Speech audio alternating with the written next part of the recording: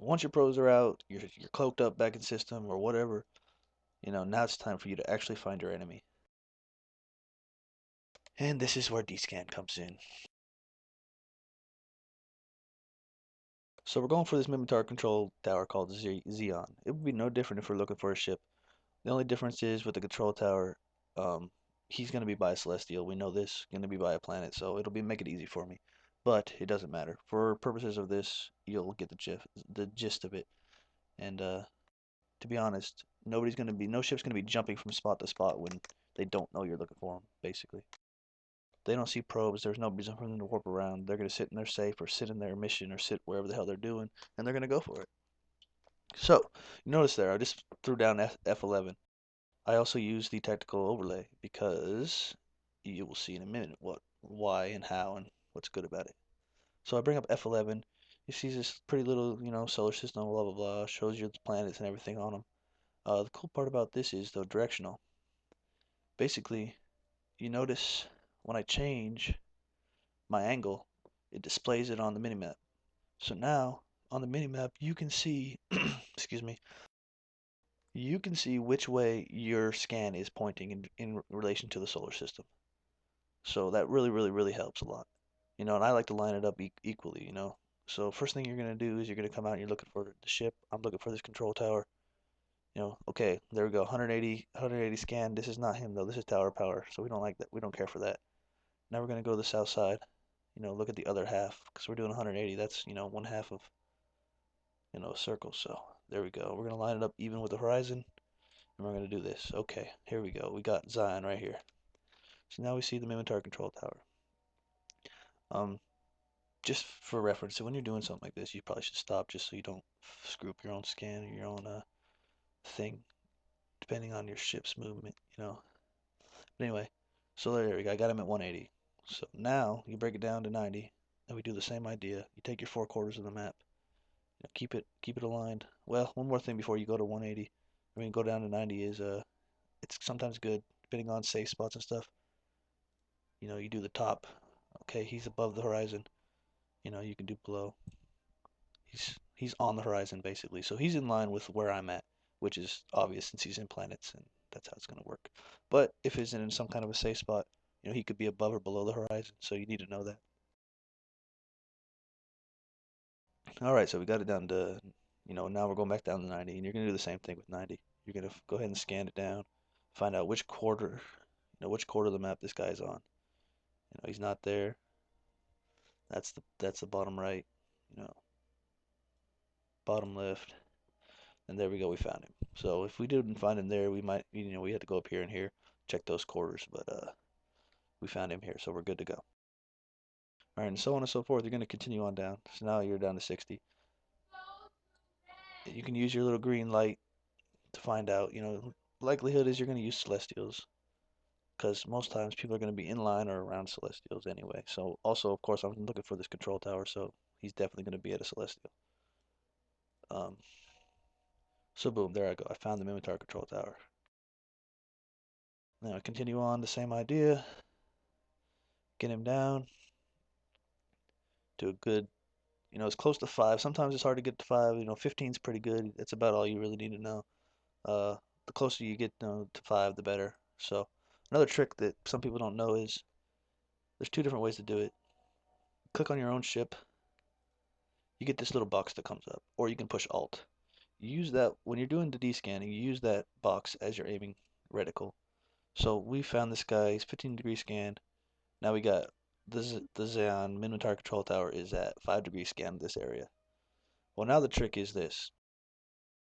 We know where he's at. We know which direction, but there's nothing that says he's not between me and this object or beyond. He could be at anywhere between 0 and 14 AU away from me. And that's where the magic comes in. Each AU is roughly 150 million kilometers. It's actually 147 something something something, but it's just easy. 150 million, that's 1 AU. So you basically go like this.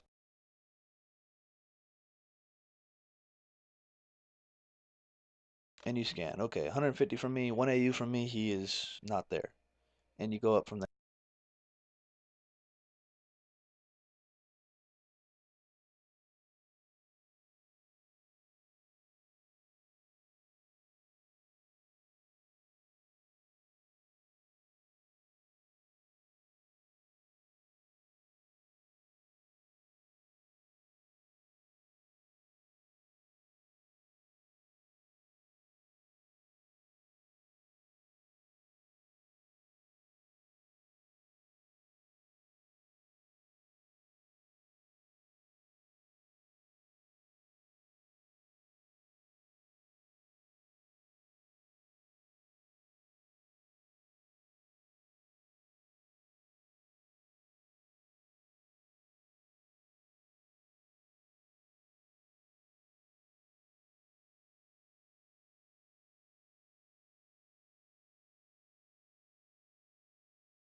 So there you go. 750 million kilometers is where our little friendly Mimitar control tower is at.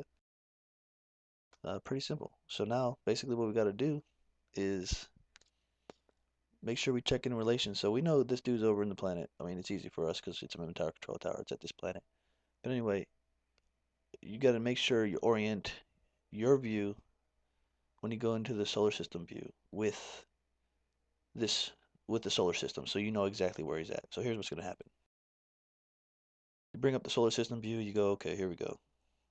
You tighten it up. You figure out, where is he at? Which planet is the one that's over here on the map? All right, planet 4. So planet 2, planet 3. Looks like there it is. Planet. That's my game lags. Okay, so you line it, you equal it out with this, so now you know. Here's your location. Here is your overlay. This is why you're using the tactical overlay here. Guess what? It shows you approximate distances. So using the estimation, you can estimate AUs from this versus the view on the map.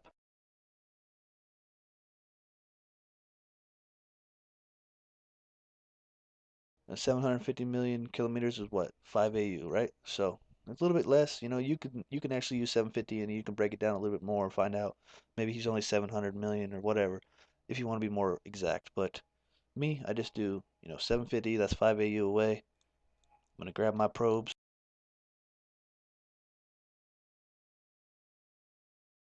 I'm gonna set them to wherever, depending on the size of whatever I'm going after. I'm gonna set them to I'm gonna set them up the way I want them.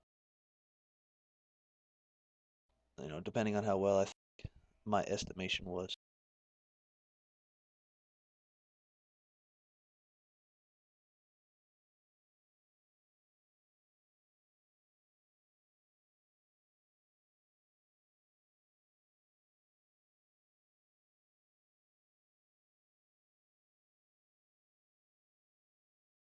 Basically, use the same setup as as regular scanning I told you before. Make sure you got the nice cross, and you're good to go. Now, like I said before, sometimes I use only 5 probes, so that'd be the top and the bottom probe gone, and just the horizontal cross. Um, it just sometimes it's faster that way, like I said before, because it's just quicker to get 5 probes out than it is to get out 7. So, in this though, I have time, so I got out my 7 probes. Now, mind you, our probes, until you actually push the scan button, probes are still not registered by them. So you can take all the time in the world, that you think you got before you catch this guy, playing around and making sure they're lined up properly on that slot. All right, since I've been showing you stuff, I've been moving the map around, so I'm going to have to realign it to make sure I got it set up with being proper on here. And basically, you set your probes at a distance that you think he's going to be at. I mean, 2 AUs is a huge amount of space. I should be able to get 100% reading on this guy with 2 AUs on these probes, because I already know he's within 5 AUs of me, somewhere close to that planet. It's too easy to drop all these probes at 2 AU scan or maybe a 1 AU scan, depending on how confident you are. And you're going to most likely get this guy one shot, 100%. So you bring your probes in, let me see where it's at, reline.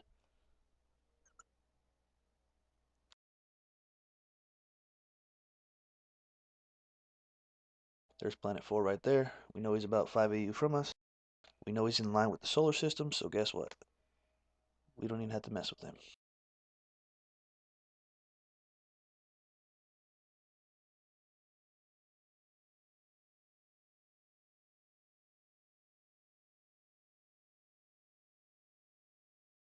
Sometimes you got to make sure always got to make sure to make sure that you're not below or above the horizon. So you always check each direction from top, make sure you're lined up on the target, and from bottom. So you got to always make sure you're lined up. You saw how far off I was. It looked like it was right on from above view, but it was obviously way below the horizon.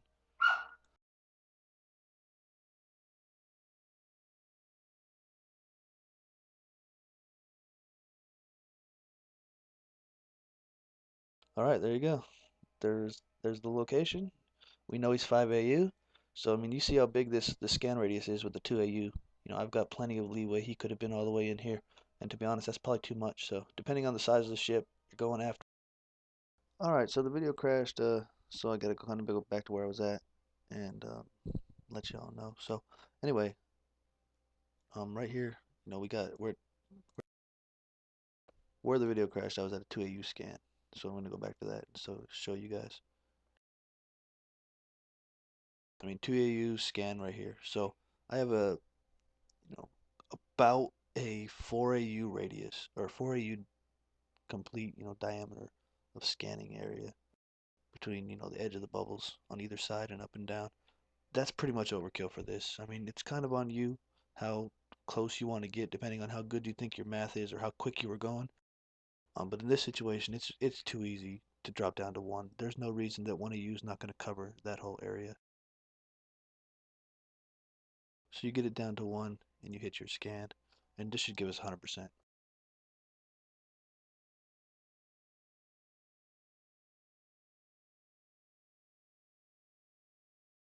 All right, we got 100%. The only problem here is I was going for a pause, so you're obviously gonna have to go through all the BS that you wouldn't if there was actually just a ship. So then there's more than one pause in this cluster, so it's a little bit more complicated. But in reality, if this was actually